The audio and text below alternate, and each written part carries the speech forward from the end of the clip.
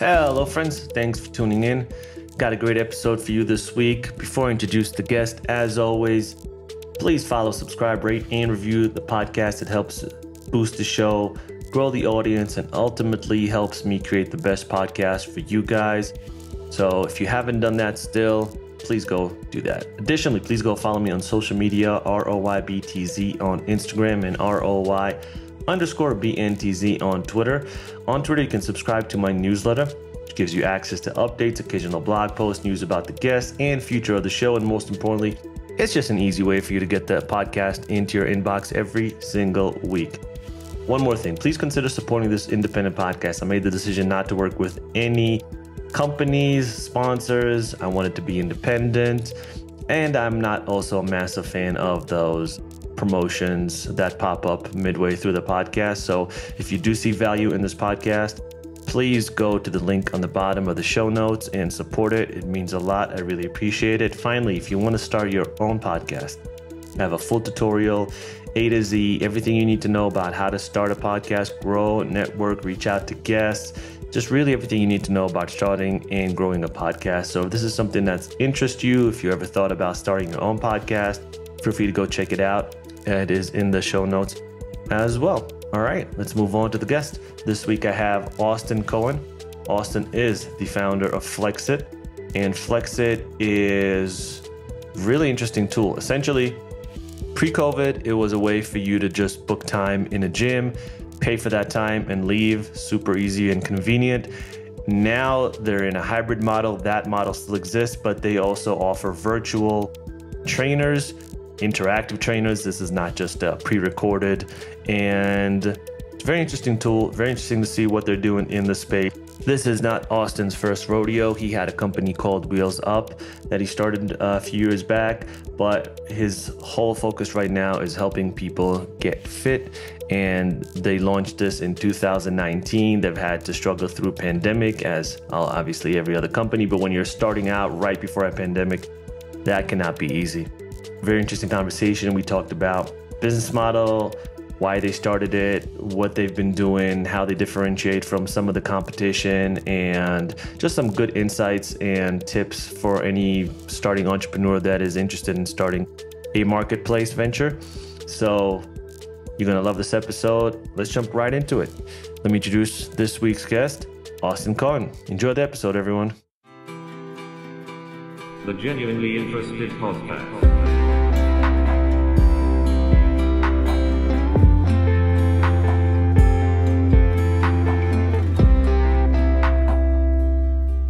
Austin Cohen, thanks for coming on the podcast, man. Really appreciate it. Of course. Thanks for having me. Excited to be here today. Yeah. All right. So maybe before we jump into Flexit and all that stuff, just give the listeners a little bit of a background, like who you are, where you're born, what you do, etc. Yeah. Austin Cohen here in New York, west side of Manhattan. I'm from New York originally. So the whole way, big New York sports fan. Founder and CEO of Flexit. I'm an entrepreneur at heart, love creating and innovating. And I've spent my career in venture and operating early stage companies, and personally very passionate about health and wellness, and want to do my part to live a healthy life and to help people to get fit and to live healthier, happier lives themselves. So that's what we're all about here at Flexit. And I look forward to sharing a little bit more about my story today and about what we're trying to achieve at Flexit. So you're from New York, New York? You were actually born in New York? I was born in New York, and Wow. I lived in New York for a little bit and then moved to the suburbs. But my early days were in Manhattan on the Upper East Side. Okay. Because when I lived in New York, I remember every time I would talk to someone and then like, where are you from originally? It would 9 times out of 10 not be New York. They'd be like a transplant from somewhere else. Yep.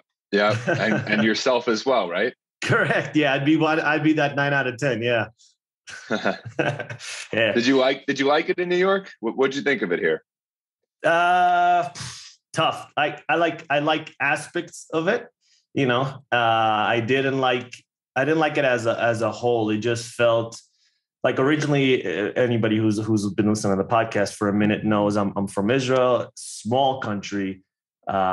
Different vibe to it, very more laid back a little bit. I mean, just maybe not laid back's not the right word, but just New York felt overwhelming at times. Massive buildings, rat race, millions of people, going in every which direction. And then when we moved out here to Denver, it just feels more relaxed, more open. The outdoors are available right there. So I like this vibe more than New York, but I do love a lot of aspects of New York, like the diversity, the food, the fact that like everything is right there and like all the new stuff and the fashion and the trends start there. So there's a lot of aspects I like and aspects that were just too much for me. Do you get out here still a bit? Haven't been back since, I haven't been back since. No, it's been probably close to a year now.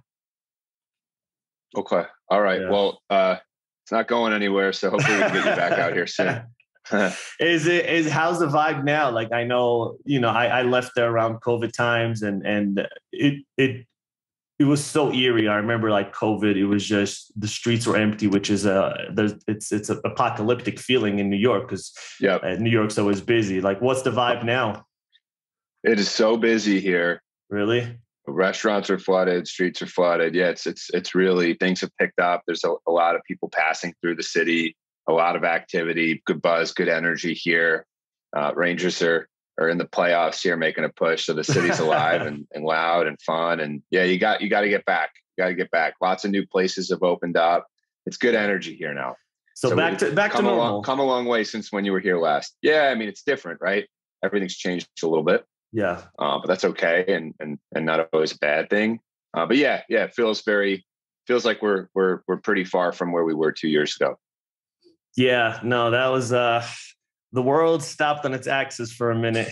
So let's use COVID as a good segue. What is Flexit? But I wanted you to describe Flexit pre-COVID. And after that, we'll get to what you guys did post-COVID and the pivot and all that. Yeah, absolutely. So we are a suite of digital services today that is committed to making people helping people live happier, healthier lives through affordable, accessible experiences, live one-on-one with folks from all wellness modalities. So it's a live one-on-one experience with a physical therapist, a nutritionist, a personal trainer at rates that have never before been possible through technology that lets people interact virtually and feel like they're in the same physical space, even though they're not. Our business has transitioned, like you just alluded to, a lot over the last few years in light of the pandemic. Fortunately, it's been positive for the business, and we've been able to help a lot of people through that. But pre-COVID, our business was quite different. So I'll take you back.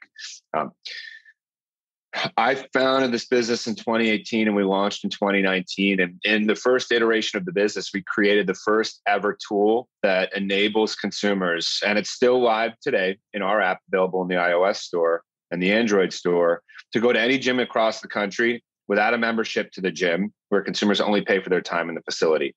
So literally the most unencumbered way, most comfortable, flexible way to access gyms across the country. Mm-hmm. Use the app, walk into the facility, and you purely pay for the actual minutes you consume.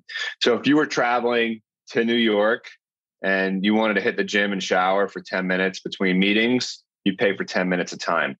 If you were hanging out in Arizona and it was a beautiful weekend day and you were playing basketball and hanging out at the pool for 3 hours at that gym, you're paying for 3 hours of time. No tour, no paperwork. It's literally walk in and enjoy everything the facility has to access. Go to all the facilities. Some of the facilities mix and match. Most consumer-friendly product that has ever been seen in the industry. And we're the published patent holders on that. That business is awesome. It's a part of our ecosystem. But yes, the pandemic really shifted our business. It gave us the opportunity to focus on our digital platform, which has become the engine for our business's growth. And that's where the majority of our energy and focus is today.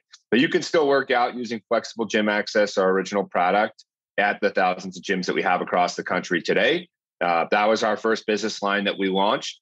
And it was until April of 2020, so a few weeks after every gym across the country closed, that we rolled out the first of a suite of digital products, virtual products, that can be paired with our original business line. So the short stories Business was doing awesome. Third week in March 2020, for us, the unimaginable happened. Every gym across the country was closed by the end of the third week in March 2020. Who would ever have thought? Not just us, right? All other industries, most other industries had their version of what we saw. And we were in the same boat as our gym partners at that point because we had full retail exposure. So business has come a long way since then. I'm excited that now we're able to deliver live one-on-one digital experiences, D2C, for consumers wherever they are, not just at home. You can work out live with a personal trainer, with a physical therapist, whoever it is, through our tech, whether you're at a gym, in your hotel room, on the road, at home, on the beach. All you need is Wi-Fi or cellular. You don't need equipment, but you can have access to everything that a full gym has to offer. And so COVID ended up giving us the opportunity to build out awesome products. Excited to share more about that all with you today. But we've definitely come a long way since the original product that we launched back in 2019.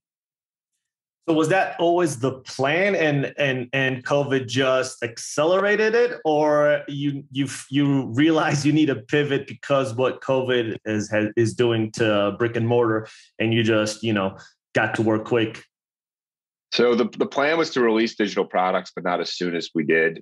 We launched a personal training product that could be used in brick and mortar gyms in January of 2020. So a few months before the pandemic really hit hard.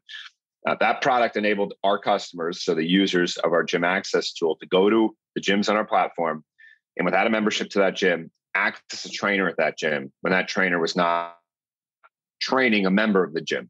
So for the first time ever, personal trainers at gyms were being made accessible to non-members of gyms. So you could see that we were already getting into personal training. It wasn't just about gym access. Taking the products digital was not something that we were planning to release, like I said, as soon as we did. However, when the pandemic hit and the gyms closed, and we saw that the thesis was that all of the digital fitness that everyone started to use was live streamed, pre-recorded, or through hardware. But the content through hardware was live streamed or pre-recorded. That's all asynchronous. So right now, you and I are having a conversation. We've got video on here. While you're in Denver and I'm in New York, it feels like we're actually in the same room doing this together in the studio, right? To the extent that's possible. And with only one-way communication for fitness experiences, we felt like, let's take the personal training product that we have and bring it digital. And let's do it right away. Because people are socially constrained. They're home. They're not able to be with their friends, right? We're quarantined. This is a new reality. People are craving that social interaction. And fitness is about accountability, about motivation, form correction, feedback. Let's create two-way communication for people because that's how personal training's been accessed before. But let's bring the barrier to entry down. Let's make it something that everyone can access. Let's make it something that's affordable to everybody. And so that's how we decided to release that product as quickly as we did. We saw that niche in the market, sure, a lot of options, but not a lot of two-way communication, synchronous options. And we are out in front and the leaders in two-way communication and fitness for virtual experiences. And it's not just fitness. Our views in what we call interconnected health. So to live your best, healthiest life, you need to not only personal train, which can be anything from HIIT and strength to what people don't realize, but is important is the softer stuff, yoga, meditation, stretching, recovery, as well as nutrition and physical therapy. And we're again trying to make those products things that are not only accessible to the deep pocketed and to the elite, but that are accessible to everybody.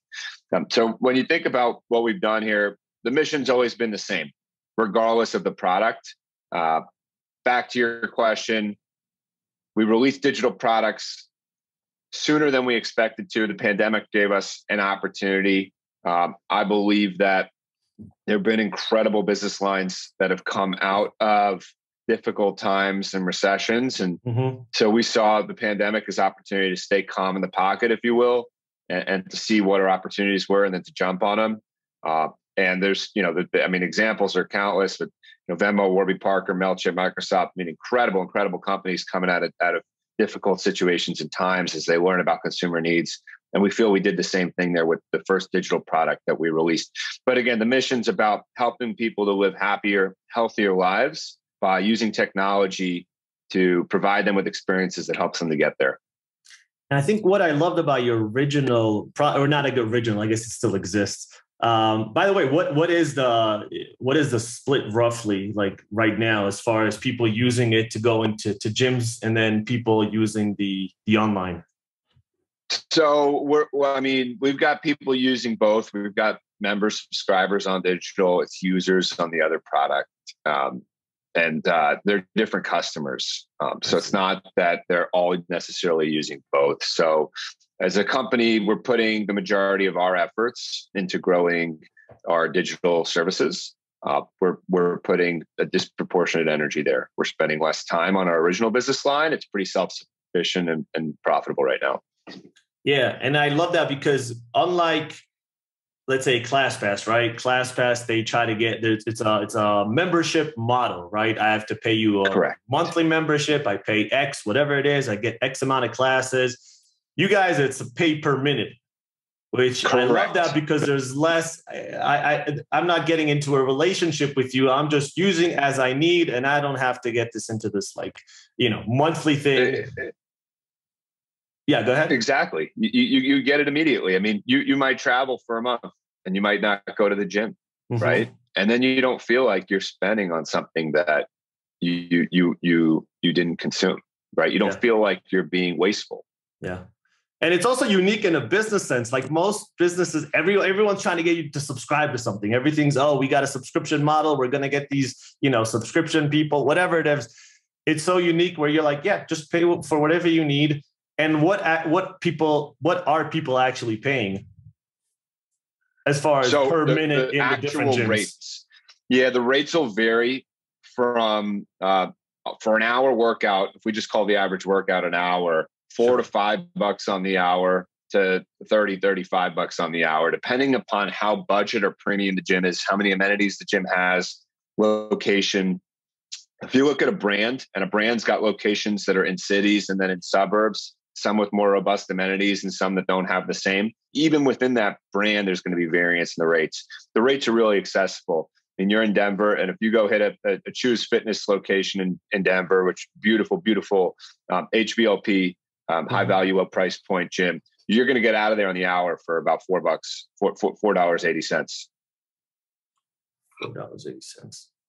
How do you get, so on the back end, how did you reach out to gyms and sell this to them? Like what's their, Yeah. So, I think one of the things that when you look at aggregators, it's been difficult for companies to partner with them, whether it's in the food space or it's in the industry, like you just shared with regards to ClassPass, is the models were not operator centric, partner friendly. We've been really careful from day one. We're a company that's very embedded in the industry events in fitness and wellness. So we work really closely with our gym partners. We set this up in a way that they feel really good and comfortable about. We don't ever want to do anything that feels competitive to them and like we're stepping on their feet. And you think about it, our product is millennial, Gen Z centric there on the in-gym tool. It's something that's in line with consumer behavior, this type of behavior, right? Smartphone enabled. You think back over the last 10 years, transportation, Uber, Lyft, hospitality, Hotel Tonight, Airbnb, food, Postmates, DoorDash. All of those products are hyper a la carte in real time, millennial, Gen Z focused, few clicks of the finger, and you get what you need, what you want, right? Wherever, whenever. Yeah. That's not how gyms have marketed. And so we're really an extension of their teams, of their marketing teams. We're catering to this demo that they're not really catering to. Gyms are so good at running their business on subscriptions in the way that they have for years. But what they haven't done is catered to the new demos to the extent that we are with technology. So we're really bringing that to them. And we're really trying to be that extension, that extra arm for them to do a little bit more. Interesting point about gyms, even in big cities, at the most highly trafficked, popular gyms, that almost all hours of the day, every day of the week, there's downtime. Gyms are very rarely at capacity, right? So we're getting more people in there. More people in a gym becomes a better experience. You're giving someone a tour. Gym looks busier, right? It feels more energetic. It makes you want to be there and part of that community a little bit more. So the gyms really see us as in it with them as partners. And that's what we try to do and be. And we've been very collaborative on the strategy, marketing strategy, pricing strategy, all that. That's smart, right? Because Uber has the surge price, right? For certain times of the day. If it's busier, they'll charge more. It's not busy, they'll charge less. I think there was an app for hotels that did the same a few years ago. I don't know if they're still around and I forget the name, but essentially for rooms that maybe weren't booked by a certain time of day, you could get that for half price. And it seems like you guys are doing this, like you're filling up certain times of the day that gyms perhaps are not using and they would like to bring people in. That's a great insight. Yeah. Yeah, and we actually have dynamic pricing, not Okay. surge pricing. So during the less highly trafficked hours, and it's on a gym by gym basis, because some gyms 12 to 2 is super trafficked, whereas some gyms it's pretty dead time. Mhm. We actually drop price with the gym partners during the less traffic periods of time, and consumers like to wait so they can get the lower rates and drop into the gym when it's a little quieter. So that's something that's been important to our strategy, but different. The value prop's very different than the way that the Uber model runs, and Mhm. intentionally. I wish I would have known about you guys a couple of years ago because when COVID hit, I moved up to upstate New York for a few months, Kingston, and I went to Planet Fitness, and it was impossible to get out of that contract with them afterwards. It was so difficult, and I wish I would have had something just more convenient to just swipe entrance, go work out, and come back out because I think they kept charging me for a good 6 months to a year after I stopped going there, you know? And how did that feel? How did that experience feel to you as a consumer? Obviously sucks, right? You never want to get charged for something you're not using. So that's core to the premise here, and I love that you get it. What I'll say is, well, you didn't know about us a few years ago. It's never too late. So we got a lot of great gyms in Denver. I know that you're in Denver, Yeah. and Flexit's your accountability partner. We're going to make sure you don't miss your workout and you don't have frustrating experiences anymore. That's awesome, man. Where have been some of your, so now you're globally. Before, I'm assuming you were just in the US. Where has been maybe one of more your receptive markets outside of the US now that you've gone digital? So, great question. I love talking about this. We were constrained to geography with the Mhm. original business line. Like you said, we were in the US and we were doing all of our marketing in the US. Now, with our digital services, all you need is a Wi-Fi or cellular signal. We've got trainers and users in 6 continents. We are covering time zones around the clock. So we've got trainers in all sorts of time zones. The 24 hours a day, we can deliver sessions. Um, uh, Close to the US, but Canada is actually a really big user market for us. We've done a Okay. fair bit of marketing there. Same thing goes for the UK. But we've got people working out with us in places, where we're not even doing as much marketing: Middle East, other parts of Europe, Australia, Asia, South America. So one of the really cool things that I'm excited about as I think about the future of our business is the international scale potential here. We've barely scratched the surface. We're doing stuff internationally, but not nearly the full breadth and scope of it. And not being tied to geography is something that is incredible and different, and that not every company has the opportunity to play off of. And so as we're thinking about our strategies, international is a big one as we head into 23 and after 23. And from my understanding, it's not a excuse me, it's not an open marketplace, it's a curated marketplace, right? Where if I'm whatever, if let's say I think I'm a great trainer and I'm out of Indonesia or whatever country, I can't just upload my services to your platform, correct? Yes. So we are what we call a closed fleet. Before this, I was part of a group that founded a private jet business that we SPAC'd last summer, and we were a closed fleet. So the planes were all part of our ecosystem, right? We made sure that there wasn't anything that was outside that was coming in. Open fleets are very different. So here, it's not an open market to trainers. We have a very heavy vetting process. We have trainers that are adhering to our standards, our process, our quality control. We're getting them trained up. It's really important to us delivering the Flexit method and the Flexit experience. With that said, we love trainers from all over, and we want trainers to come to us so that we can arm them with opportunity, whether that's part-time opportunity or full-time opportunity. And so if you're a trainer and you're looking to focus on training, we relieve you of having to worry about a liability waiver, insurance, payment processing, scheduling, texting, all these things. We make it really easy. All you got to do within our system, which is self-contained, so it's a closed fleet, if you will, is just show up and deliver a great experience to the client and focus on the client. So if that's interesting and exciting, we want to hear from those trainers, and we want to put them through our process and see if it fits there.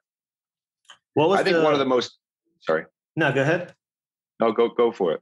I was just going to ask the company that you built earlier, what company was that? That business is Wheels Up. Wheels Up? And it was essentially Correct. what you can book flights through, like private flights? So it was a lower price point, access, a lot of short hops. Over time, we launched longer range aircraft. Effectively, in the early days, we were looking to help first-class flyers and people who maybe were previously priced out of private aviation, in addition to existing private flyers, to access private aviation. So we repurposed aircraft that were traditionally military to offer a jet type experience at a lower price point. And again, theme there's accessibility, which is analogous to our theme here, which is taking something that's super expensive, working out with a personal trainers, very differently priced than, flying privately a couple hours. Yeah. But thematically, it's the same idea as helping something that only a few could access, and to be available to many more people. That's actually something I was going to ask you, because if you're paying $4 an hour to go to a gym and work out, that's probably a very different price than working with a private trainer right now online, right? Correct. So it's about $30 a session to work out with a trainer, nutritionist, physical therapist, whatever the modality is. Oh, that's not bad. Think about that. It's much more affordable than what it's cost historically to have a one-on-one experience with any of those people. So we really want everyone to be able to access. I mean, think about the barriers to going in person and having a nutritionist, physical therapist, or trainer. Got to be a member at a gym. Mm-hmm. It's expensive to personal train every day. Even a lower end gym, where the price point for the membership is not as expensive, it's expensive to have a personal trainer day after day. You're not going to do it 3, 4, 5, 7 times a week. So we want to bring that down. We want to be sustainable for people to 3, 4 times a week to have someone for a live one-on-one experience. Maybe twice a week you have a nutritionist, and twice a week you have a trainer. Twice a week you have someone who stretches with you. Twice a week you have a physical therapist, right? When it's $30 a session, that's cheaper than boutique fitness, right? Boutique fitness classes go from 35 to 40. Sometimes you see $50 depending upon the market. Yeah. So we're offering one-on-one experiences, right? Hyper-personalized attention, feedback, form correction, motivation, accountability, really an accountability partner at a better, more accessible rate than people are accessing group format classes across the country. So you guys are expanding, it seems like, into other verticals, right? Like it's not just workouts, it's stuff that's complementing the main brand as well. Correct. So in the earliest days, we were focused on what we call virtual personal training, which is traditional strength and HIIT. But that's expanded now to cover other modalities: yoga, meditation, stretching, recovery. Cornerstones are all of those experiences, which are the fitness experiences, nutrition, live one-on-one experiences with a nutritionist and dietitian, because it's not just what you do in the gym, but it's also what you do in the kitchen, and physical therapy.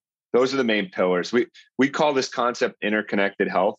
It's the idea that you have to really integrate all these experiences. Fitness isn't one size fits all, but you need to do more than just run every day. You need to do more than just train every day. That's how you become your better self. Becoming your better self is looking and feeling better, right? Whatever it means to you, and whatever that balance is. And so, yes, core to everything that we're doing now is crossing over between modalities and building out the modality base that the platform has to offer. Yeah, if you're running every day and then you're eating a pound of ice cream at night, that's probably counterintuitive. Hey, it sounds pretty fun, but it's probably not the best for you. There you go. But in moderation, in moderation, right? Yeah. I love me some ice cream. So I guess what do if it's a nutritionist, private trainer, et cetera, do they need to go through some sort of training or certification with you guys, or do you just have certain criterias, and if they meet those criterias, they can join the platform? Yeah, so you have to be credentialed to join our platform. There's level of credentialing that we require. For example, as a personal trainer, there's specific certifications that you need one or a bunch of to be able to participate in the platform. We're also in the process of getting our trainers certified in virtual training. I'm actually now certified as a virtual personal trainer with ISSA. I am. So I haven't delivered my first session yet. Okay. So you Can you be lucky, my trainer? Right? For your first session, I'm happy to step up. International Sports Sciences Association, one of the leading personal training certifying bodies in the country. We co-created virtual personal training certification, which we're really excited about. So look out for all of our trainers being certified in virtual, right? Big banner across the website. The presence that someone has, say in a Zoom meeting, right, may be different than their presence in person. For sure. So in person, I'll explain it this way. Over Zoom, it's incredibly difficult to maybe understand, size up how tall somebody is, right? So right now, you probably have no idea how tall I am. I'm 6'4". Okay. So some of what we try to explain to our trainers is that the presence that you have digitally is going to be different than the presence in person. So an incredible personal trainer in person may not immediately be an incredible personal trainer digitally. And we create the tools to arm that person to understand the differences between training digitally and in person. And you can be a great personal trainer without tons of experience if you get trained up digitally. So we want to arm people with the programming and education and resources to help them to get there. But yeah, it's really important, the programming education part of our training department, and making sure that all of our folks have the right certifications and education is essential for us. Our physical therapists are all doctors of physical therapy. They're providing access to physical therapy style personal training. A lot of folks of the older demo feel more comfortable personal training with a physical therapist just because they know they're going to keep them safe. Yeah. Our nutritionists, dietitians are all credentialed. So it's really important to us. We take quality control really seriously.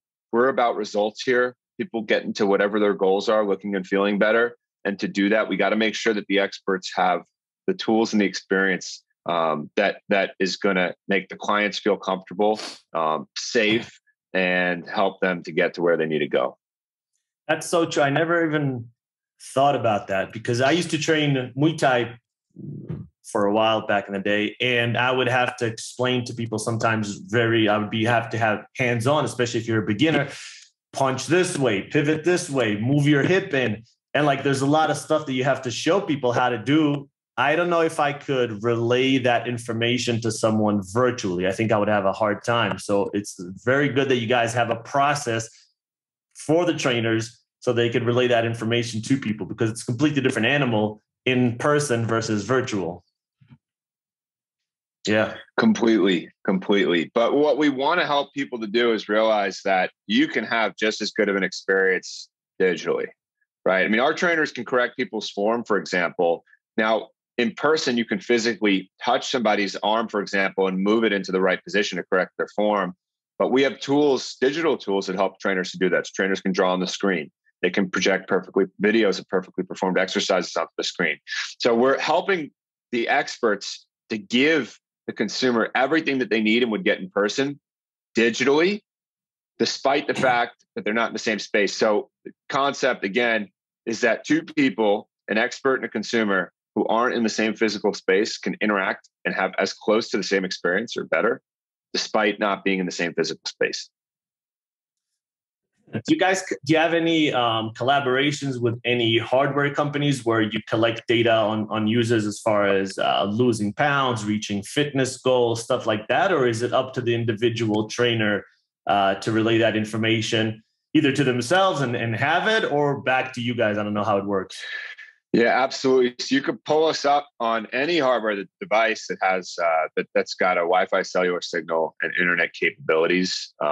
We are working with connected fitness players. We're working with other hardware providers, equipment, treadmills, Stairmasters, things like that, where you can access our services. You can access us from smart TVs. You can cast us to a TV, so you could create immersive experiences with Flexit and your trainer to feel even more so the heightened element of that expert being in your physical space, even when you're not in the same physical space. The trainers can be wherever. So part of the maybe undervalued part of what we're doing is the innovation that we've done for trainers, physical therapists, nutritionists as businesses and as professionals themselves, because they no longer have to be tethered to geography as well. Yeah. All they need to do is adhere to our brand standards, and they can be anywhere, right? All they need is Wi-Fi and cellular. We've got some awesome, funny stories. Fun, I mean funny sentimentally in validation, in terms of validation. We've had folks who have used us to train so that they didn't miss their workout at an airport, folks at gas stations on the side of the road during long drives, right? Maybe not the examples that we see daily, but it's happening. People are using this wherever just to make sure they get it in. And that's part of the value prop. Like we really want to put the power of an experience in the consumer's hand. Whatever works for you, it's good for us. You're on the beach and you want to train, hit it, wherever you are. If you got that Wi-Fi and cellular, you're not going to skip out. You're not going to miss it. You've got your nutritionist, you got your trainer holding you accountable, and just get it in 30 minutes. People are treating this as book time, calendar time. You might have a meeting at work, 30 minutes. Then you get up off your desk, you hit it for 30 minutes, you're back at your desk for your meeting 30 minutes later. So I would say, create more immersion, do it on a bigger screen when you're there, when you have access to it. And when you don't, use our phone. So you can use this on the web on any device. We got apps for mobile. We got apps for tablet. We got desktop apps. We got apps for large scale devices. You can mix and match. And when you have access to one and you don't have to the other, great. And then switch it up. When you're home and you got all your tools, right? Use the most immersive, the bigger screen. When you're on the road and all you got is your phone, use your phone and get it in. All the features are the same. Yeah. I'm interested to hear from you because you're kind of seeing what the trends are like right now. And I don't think brick and mortar personally is ever going to go away. But do you think consumers, what do you think the preference is going to be in 5-10 years? Do you think consumers will want to go back fully to brick and mortar? Do you think it's going to be a hybrid version where some are going to want to do this, some are going to want to do this, or you're going to want to be doing both both at different times, or we're going to be moving completely digital? I'm glad you brought this up because it's really important. I think there's a lot of misunderstanding here. So let's just take a step back and talk about 2 years ago, a year and a half ago, a year ago. There was a lot of thought that fell on both ends of the spectrum. And that being that brick and mortar fitness is dead, or on the other side, that virtual fitness had passed the peak of its hype cycle. And things aren't that extreme. They fall more in the middle. So we've had such an acceleration of digital tools. And I don't mean at-home fitness. I mean tools that connect people. So virtual solutions are accretive to an experience. The future of fitness is, and we hear, is it hybrid? It's hybrid, but it's not about hybrid fitness. It's about the fact that we now have more experiences, and fitness isn't zero sum. It's not one size fits all. So what people are going to do is they're going to integrate the different things and options that exist in ways that work better for them. So what's next for fitness, right? We're going to see greater personalization than we ever have before, right? People getting more information about themselves, getting more insights that they can extract from to help them to meet their goals. And what that means is people are going to be pairing offline and online experiences, okay? So people will use out-of-home opportunities. They're also going to use digital tools, and they're really going to end up using digital tools at offline opportunities. So for example, the future of gyms and studios is going to be enabled and powered by digital technology to create for better experiences in those physical fitness centers. So look for technology to continue to push the envelope on what offline fitness can deliver and to heighten the experiences that people have outside of those physical fitness centers, if that makes sense. Yeah, no, it 100% does. I think the part that you said that I really relate to is that it's not that extreme. And I think this is happening in every industry, right? Like a couple of years ago, you would read all the articles and it would be like, oh, the offices are dead. Now I read an article a few weeks ago, remote work is dead, right? Everyone wants to go back to the office. And same with restaurants, same with any industry. Like there's, for some reason, there's a desire for mainly media to hop on some trend and say like, this thing is dead, this thing is alive, this is the future, this is like they'll just, you know, and for the most part, it's somewhere in the middle. Like people want to have, like you said, flexibility. People want to have the options to do both. People want to order seamless and Amazon online on the convenience of the phone, but you also want to go to a restaurant and have that fun experience. It doesn't have to be one or the other. It can be somewhere down the middle for the most part. I want to hear more about what you think 5 years from now the landscape looks like, and how people are interacting with physical fitness, digital fitness. Yeah, I don't know. I think you hit it on the head. You obviously have much more experience in this than I do, and insights into what this world is. I think none of them are going away. I don't think, in studio, brick and mortar, I don't think that's going away. I think there's some people that they need it, especially if you look at like kids.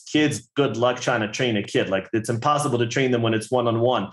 I think it's going to be hard to do that virtually. And I think people prefer sometimes to work in groups, but I think there is a huge, huge market of a lot of people that, like you say, they're on the go, or maybe they're, I don't know, scared to go back to the gyms, or they just prefer that type of lifestyle that would prefer a digital platform. And I think the two can coexist. Yeah, I absolutely agree. I mean, I think you have an interesting perspective, right? In that you get to have these conversations with so many different types of people, and then you get to hear their views, right? Different experts' views, and then you get to integrate that all and form your own thesis. So I always think it's interesting to get the host perspective on things. So appreciate you sharing that. No, that's awesome. Well, how do you see? So on your end, right? Like not on the training part and the physical aspect part, but like work aspect. Did you guys go fully? I'm assuming you guys went fully remote when COVID hit, right? So we did go fully remote as a business for about a year. We ended up becoming a very global company. So prior to the pandemic, so worldwide headquarters is in New York, just north of Penn Station in Manhattan, Midtown Manhattan. And that's still where we're headquartered. But before the pandemic, the majority of our team was based in New York. Right? We had some folks in California, Baltimore, and a bunch of places. But majority of folks were in New York, I'd say 90+%. Now our team is spread. We've got people all over the country, Canada, Europe, Australia, South America, trainers in Hawaii, Manila, all over the place. So we've gone really global. It's been interesting. We all hours of the day, people are awake and working on Flexit and helping get us to where we're trying to go. And that's fun and awesome and exciting. And we're back in the office now.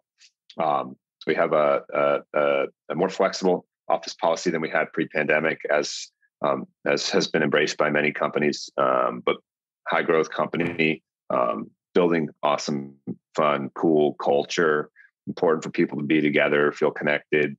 So most of our team that's in New York is in the office 4 days a week, tri-state area. Outside of New York, we are a remote company. So all of our team members that are in New York are virtual, but it works well. They come to New York pretty often, spend time with us. But yeah, during the pandemic, we went fully virtual. So I myself left the city for a bulk of it. And it was incredible how efficient you could be.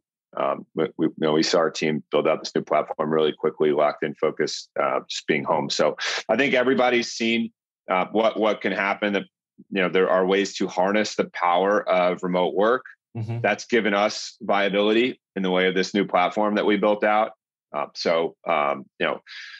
lot of interesting lessons and experiences from the last few years.